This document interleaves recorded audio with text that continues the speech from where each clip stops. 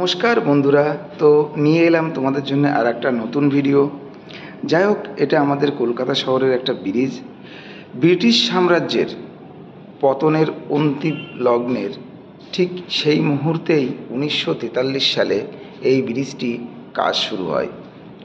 1945 সালে এই ব্রিজটি চালু করা হয়, যা কলকাতা এবং হাওড়া শহরকে যুক্ত করেছে।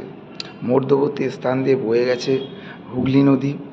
যাই হোক বন্ধুরা, অসাধারণ দৃশ্য এই ব্রিজটি, যার স্টিলগুলো এখনও অক্ষত। স্বাধীনতার পর 1965 সালে রবীন্দ্রনাথ ঠাকুরের নাম অনুসারে এই ব্রিজটির নামকরণ করা হয় রবীন্দ্র সেতু।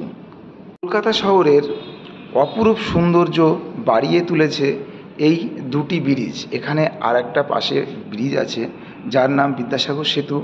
হাওড়া ব্রিজ থেকে অর্থাৎ রবীন্দ্র সেতু থেকে বিদ্যাসাগর সেতুকে দেখতে অনেকটা মনে হয় যে গঙ্গা নদীর উপরে ঘুড়ি উঠছে। বন্ধুরা, তোমাদের এই অপূর্ব সুন্দর দৃশ্য দেখার জন্য অবশ্যই এই ব্রিজটিতে আসতে হবে। তো সকলকে আসার আহ্বান করলাম, এবং ভিডিওটি ভালো লেগে থাকলে অবশ্যই মানুষের কাছে পৌঁছে দিও।